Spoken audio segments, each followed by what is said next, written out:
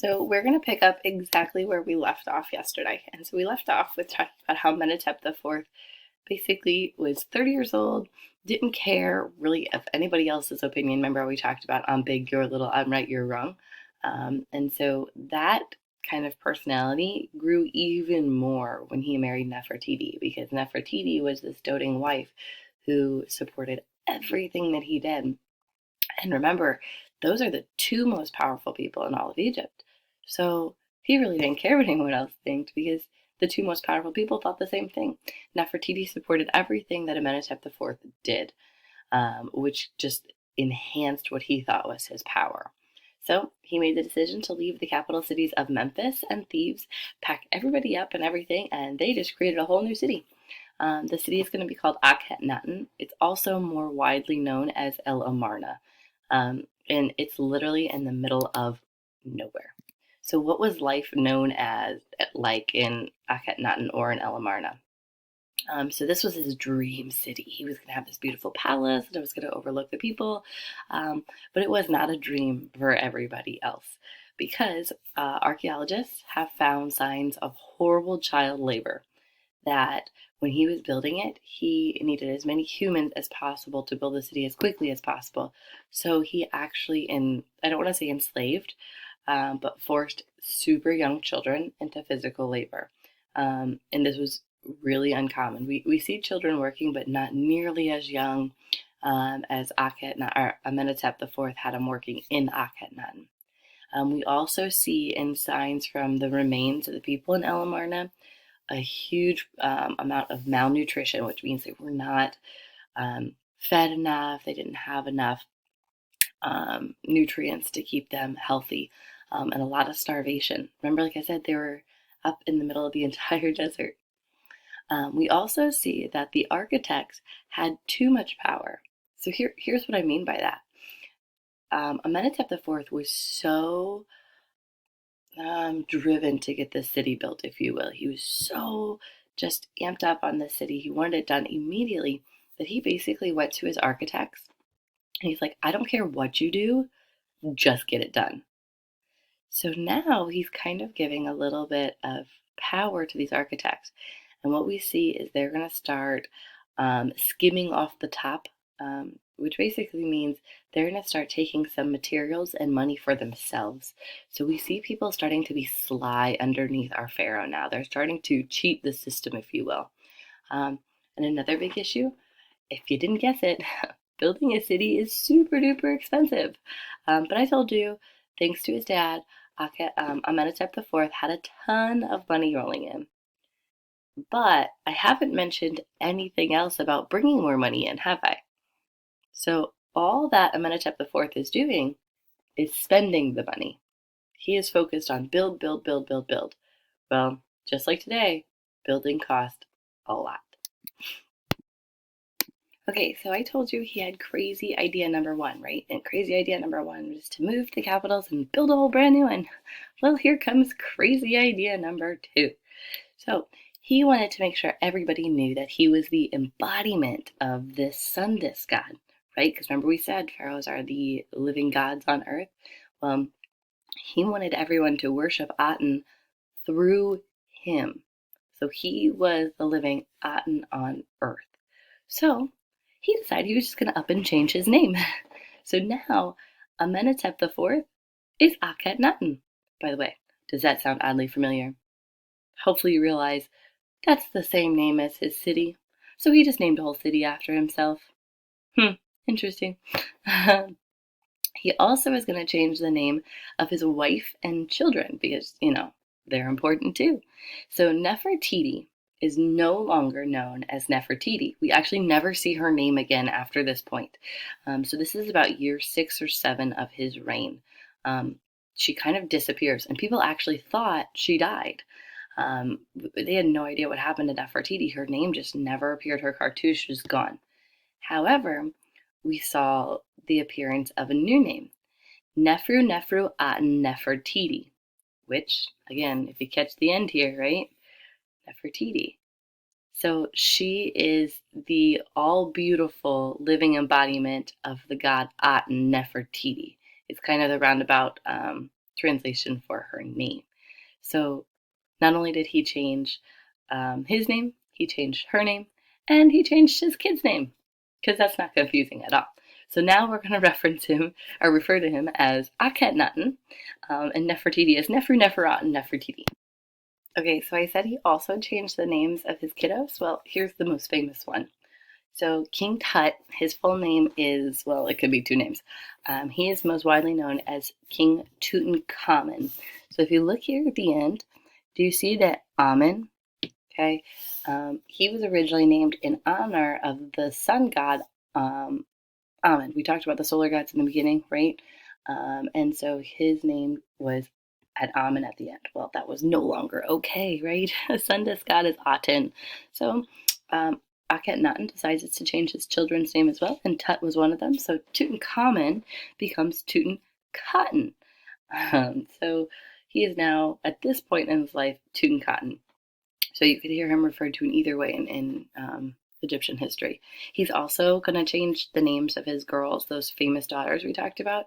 The one we talked about yesterday was Mary Aten, right? She's the one I told you that she would name her kids Little Mary Atens. So Aten again was put, that was her new name because it had the Aten at the end. Everybody in the royal family was lineage to the sun god Aten, and he wanted the whole world to know that. When I say world, he obviously means Egypt, which is the world at the time. So he is plastering that everywhere with their names. Okay, so let's talk about Nefertiti here. So I'm going to try not to nerd out too much. So on the right side, I have the famous bust. And I know it's a little pixelated, but if you can see here, so this bust actually portrays her wearing a royal crown. Well, she's a queen, so she totally should get one, right? But on here, she's got a double cobra. A double cobra is it's a flat out sign of Pharaoh being king. Well, we know she's not king, right? She was queen. She was married to the king. Well, when they change her name to Nefru Neferat and Nefertiti, like I told you, we never see Nefertiti again.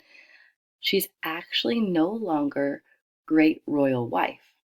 She is now co-king. So, girl, you just got a super promotion.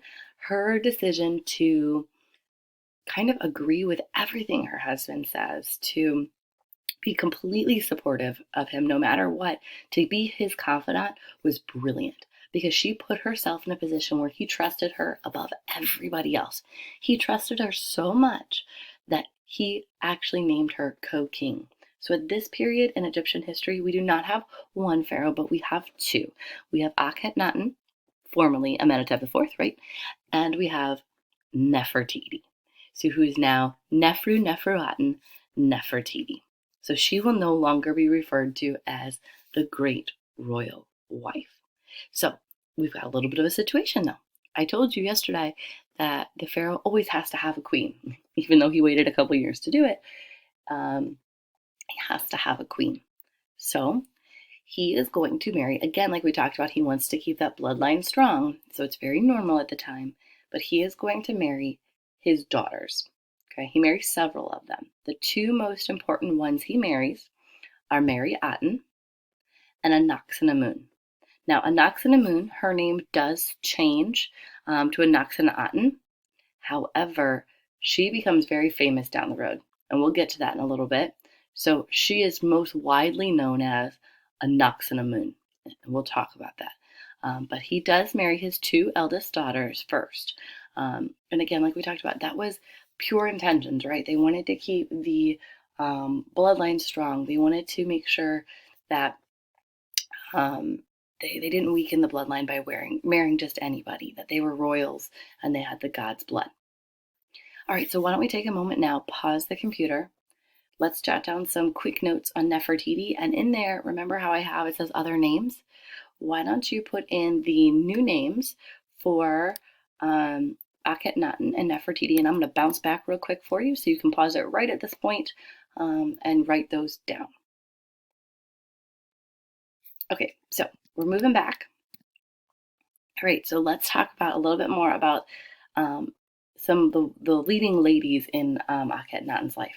So like I said, it was very traditional for a pharaoh to have one great royal wife, right? So his great royal wife had always been Nefertiti. Very common. I mean, we talked about her being perhaps the most beautiful woman in all of history. Her bust is infamous. It's famous. If I actually bounce back, this face is so iconic that most people actually know this face more, just as much as Tutankhamun's face. So those are perhaps the two most famous faces in all of Egyptian history. That everything, they've actually done geometrical grids on her face. Everything perfectly is symmetrical. It is perfectly balanced, centered, and even. Everything is equally spaced. Now, when I was talking about being equally spaced, that's why she looks so perfect, right? So we talk about her being the most beautiful person in all of the history, that perfect level of balance, like her smile is perfectly balanced on each side, her eyes are perfectly aligned. This is where the idea of Nefertiti being the most beautiful woman in history comes from. Okay, so bouncing back to this, when we talked about great royal wife, we just said it was Nefertiti. However, Akhenaten always likes to do things his own way. Remember, I'm big, you're little, and right, you're wrong. So he decided he would follow tradition, have one great royal wife, but he had something else. And this was again very different, very peculiar, if you will. He had a great beloved wife. And her name was Kia. So Kia is mentioned very briefly. Kia comes from a very powerful family. That her lineage is right below the royals. So she would have been someone that would have been, because she's great beloved wife of the king, she would have been literally right below Nefertiti. Now, I don't know about you, but I think I would assume that she probably gave Nefertiti a good run for her money, a good challenge, right? You've got basically first place and second place going head to head here. And Kia, we know there's a lot of speculation that she may have had several royal children with Akhenaten as well. So her children could also compete to become the next pharaoh. So, and we know at this point, Nefertiti only has daughters with Akhenaten. So technically, Nefertiti has not produced or provided Akhenaten with anyone that could become the next pharaoh. But they believe Kia had sons with the king. So again, we're seeing this is like challenge 101. However, Nefertiti's a smart cookie. Interesting enough, once Nefertiti becomes Nefer Aten Nefertiti, which means she's co-king, we actually no longer see any record of Kia anywhere. So what in the world happened to her? We have no idea. Suspicious? Oh, most definitely. All right, so I'm going to pause right here. Why don't you finish up your notes on Nefertiti? Again, anything that you thought was interesting. All right, so cue the next big change. This is where everything kind of blows up, if you will. So, with the new extreme kind of extremist, if you will, pharaoh on the throne, Egypt is facing a huge period of challenges. They've never seen challenges like this in many generations, and they're barely surviving the way it is. So little do they expect, but it's going to get much worse. So Akhenaten is not done, like basically doing these super extreme things. So come year 14 of his reign, the year 1338 BC, a full total solar eclipse blocks the sun. So remember a couple years ago when we had the eclipse and it blocked the whole sun? And we know why, right? The moon and the sun, cross paths. Obviously, they didn't have the science to talk about it that way. But for 6 minutes in 1338, the sun completely is blocked out. Now remember, they believe the sun god, Aten, right? He is the sun. The sun is the god. And so basically what they're seeing is the god disappears. And without the sun, I mean, think about it. Nothing's going to grow. Nothing's going to live. You all die of starvation because no food will grow. Life will end, right? So as you might imagine, it is epic panic. Now, a little extra science.